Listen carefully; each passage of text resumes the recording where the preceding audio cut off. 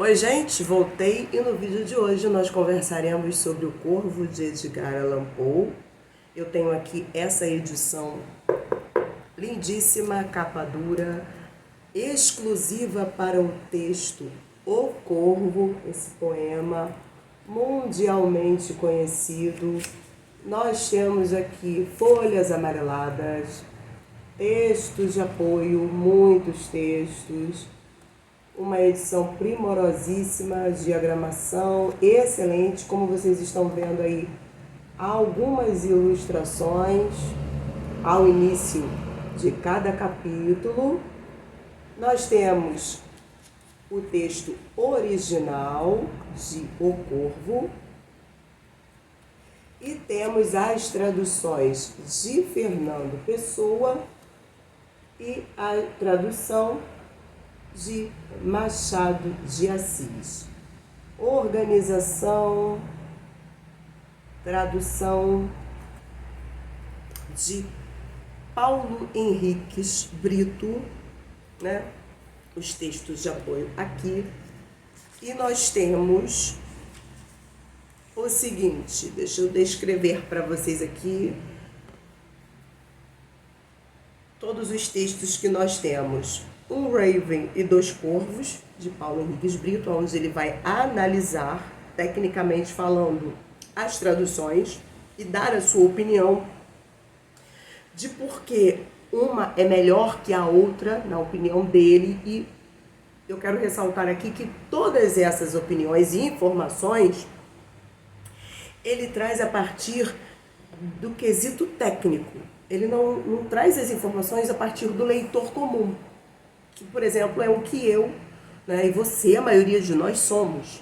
Ele é formado, ele é tradutor, ele é poeta, ele tem formação na área da literatura, então ele traz essas opiniões, esses ensaios sobre esse prisma, o técnico.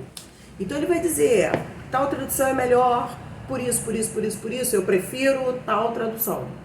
É o prisma técnico. Eu não concordo muito com ele, mas já a gente chega nesse ponto. Depois nós temos 3 ensaios do Poe, que é a filosofia da composição, onde ele vai trazer pra gente o passo a passo do porquê, como ele fez. Inclusive ele vai dizer que na sua época, quando alguns escritores, poetas, artistas, pessoas renomadas da literatura eram perguntados de como se dava o processo, eles diziam que era uma espécie de vislumbre, misticismo, manifestação sobrenatural, revelação, etc. E ele rejeita sistematicamente essa ideia, e ele vai explicar que a composição de O Corvo não tem nada de místico, de revelação, vislumbre, não aconteceu nada disso.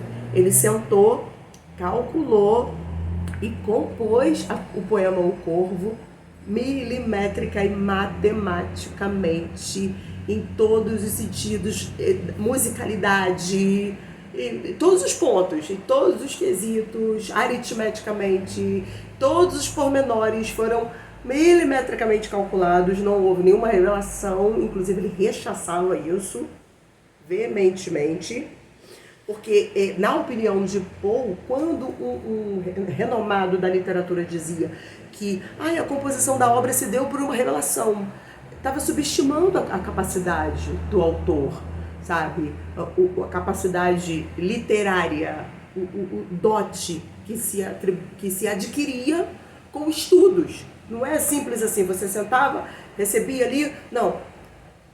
Havia todo um processo, toda uma demanda, todo um trabalho. Então, na filosofia da composição, ele vai apresentar pra gente que tudo foi milimetricamente pensado.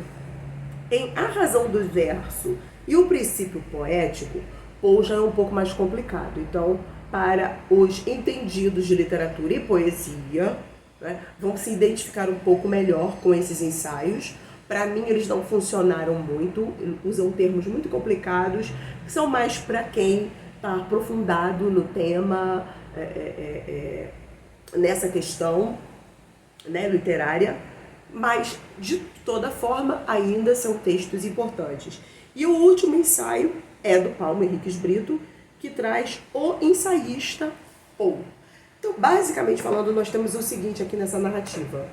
Temos um homem apaixonado que está de luto porque perdeu recentemente a sua amada, e é de madrugada, é dezembro, faz muito frio, de acordo com Poe, é um inverno glacial, a lareira está acesa, ele está sozinho em casa ali, sofrendo a sua melancolia, a sua dor, o seu luto, quando, de repente, já passada a meia-noite, né, para nós termos aí mais ou menos ideia do clima que Poe quis construir, ele ouve um barulho.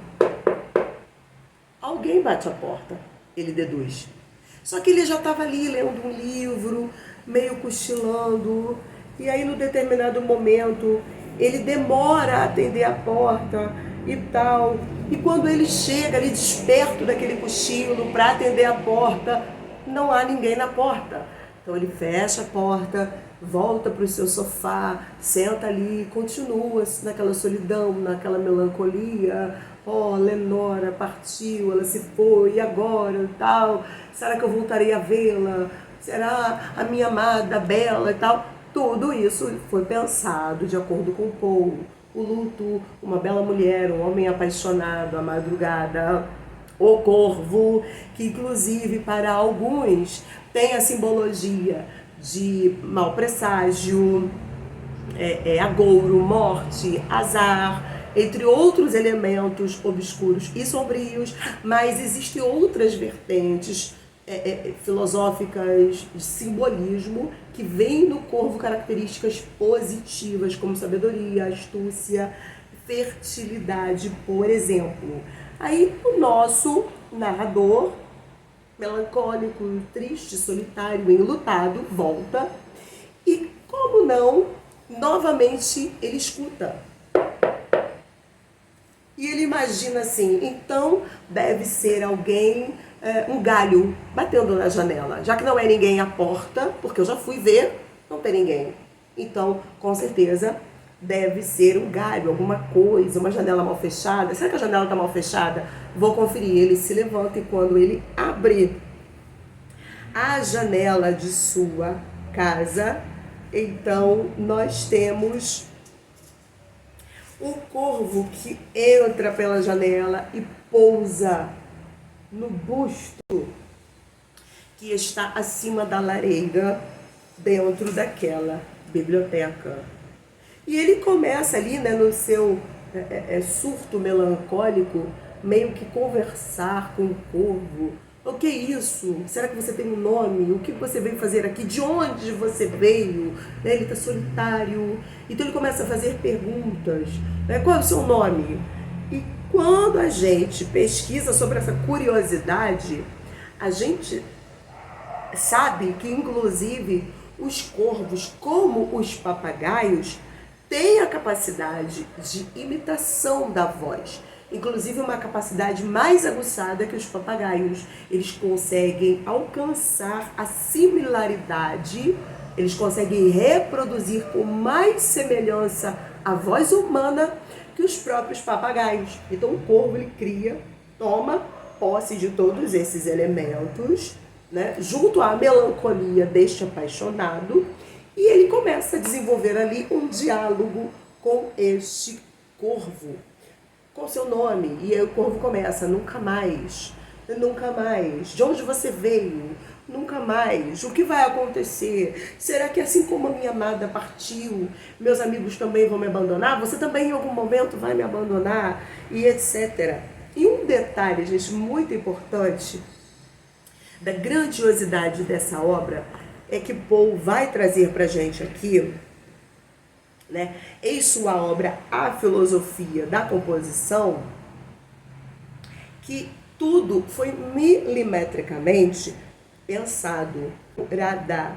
E aí as páginas 66 e 67, ele traz uma revelação incrível. Pasmem, o corvo foi escrito do final para o começo. Ou seja, primeiro Poe constrói o último refrão de sua narrativa.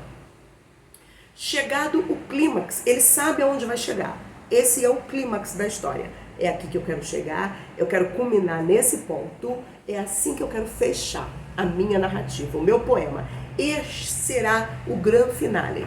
A partir desse momento, ele diz aqui, na página 66 e 67, foi aqui, pois, que se pode dizer que o poema teve início, no final, onde todas as obras de arte devem começar, pois foi aqui, a essa altura de minhas considerações preliminares, que pela primeira vez tomei papel e pena para produzir a estrofe. E aí ele cita a última estrofe do poema.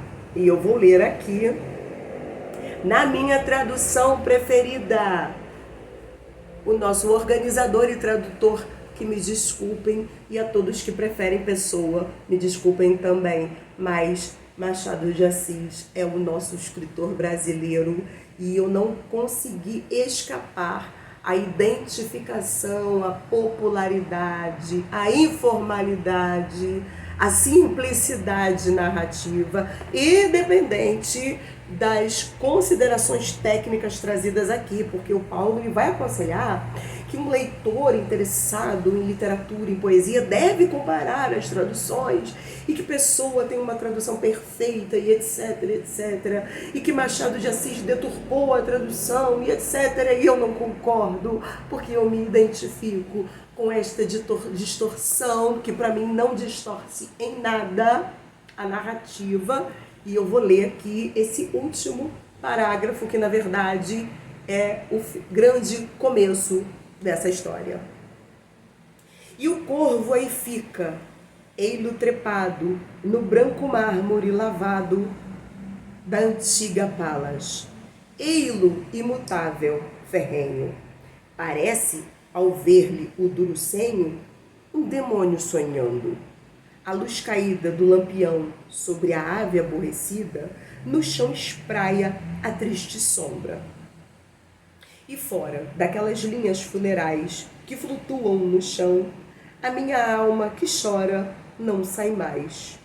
Nunca, nunca mais. E agora eu vou explicar para vocês o porquê que a tradução de Machado de Assis, na minha opinião, é a melhor. E é exatamente o motivo que o Paulo dá, é o motivo que eu me identifico. De acordo com o Paulo, Pessoa traz uma tradução milimetricamente calculada em questões de aritmética, ritmo, compasso, etc, etc, etc. Ele vai se utilizar de muitos termos técnicos e ele diz que é uma tradução perfeita, tal qual a obra original é perfeita em todos os seus compassos, ritmos, somas e etc, e quantidade de linhas e parágrafos e etc. E aí ele diz que Machado de Assis vê no poema uma história. Na opinião dele, Machado de Assis não traduz. Machado de Assis, ele vê a história no poema original e a partir dessa história que ele vê, ele cria uma história. É como se ele estivesse criando uma história e não traduzindo um poema. E é exatamente nesse ponto que eu encontro a identificação. Quem me acompanha aqui no canal, né, vocês sabem que eu tenho uma certa dificuldade com terror, suspense, essa questão gótica, esses textos mais pesados, né? Essa questão aí do terror, do suspense, eu não gosto muito desse tipo de narrativa mais pesada, mais macabra, sangrenta, né? Sombria, fantasmagórica. Eu sempre tive uma certa dificuldade com esses textos, mas eu tinha uma certa curiosidade também em conhecer essa obra, em conhecer o escritor Edgar Allan Poe. Eu falei, bom, eu vou começar lendo O Corvo. E, pasmem, eu me apaixonei pela construção narrativa, pela forma como Poe desenvolve todo esse suspense, toda essa trama, com esse ar sombrio, a melancolia. E quando eu li a tradução do Pessoa e a tradução do Machado de Assis, essa popularidade criticada pelo Paulo, essa informalidade, essa questão, inclusive, ele chega a dizer que parece que o Machado de Assis está compondo uma música ao estilo carioca. E aí ele diz que isso deturpa toda a obra. E é exatamente esse ponto. Não há nenhum tipo de deturpação da obra aqui. Porque o Machado de Assis, ele vê no poema a história. E é isso que o leitor comum quer. Eu não critico a genialidade de Poe, nem tampouco a profissionalidade do organizador e tradutor. Mas eu estou trazendo a perspectiva que a maioria de nós tem. A necessidade, o afã de saborear a história, a construção narrativa. O que o narrador tem a nos dizer, o que ele está contando para a gente. Então a gente tem aqui uma história contada de forma impessoal, informal, popular, de forma simples, compreensível, de forma brasileira, né, gente? Então, assim, quando eu li O Corvo, de Machado, e eu li mais de 2 vezes, as 2 traduções eu cotejei, eu pensei, eu reformulei as minhas ideias, eu vi outros vídeos, outras resenhas, a opinião de outras pessoas. Inclusive, eu não sou a única que prefere a de Machado de Assis, porque ele traz, gente, uma simplicidade ao texto. Ele traz uma identificação que você se sente de fato ali, sentado naquela biblioteca. É como se você estivesse assistindo toda a cena, testemunhando os acontecimentos, a trama, sabe? Você está presenciando tudo aquilo. Então eu digo para vocês, a minha tradução preferida é a de Machado de Assis. Me perdoem aqueles que não concordam, mas a popularidade, a simplicidade, a impessoalidade, a informalidade, a forma simples e fácil de conduzir, para mim, foi apaixonante e de maneira nenhuma eu poderia mentir para vocês, trazer para vocês uma informação que não fosse esta e que é a verdade. Bom, tá aqui, é isso. Essa é a edição exclusiva de O Corvo. Eu espero muito que vocês tenham gostado desse vídeo. Deixe o seu like se você gostou. Deixe um comentário aqui embaixo. Vou deixar o link aqui embaixo se você quiser adquirir essa edição ou outras de Edgar Allan Poe.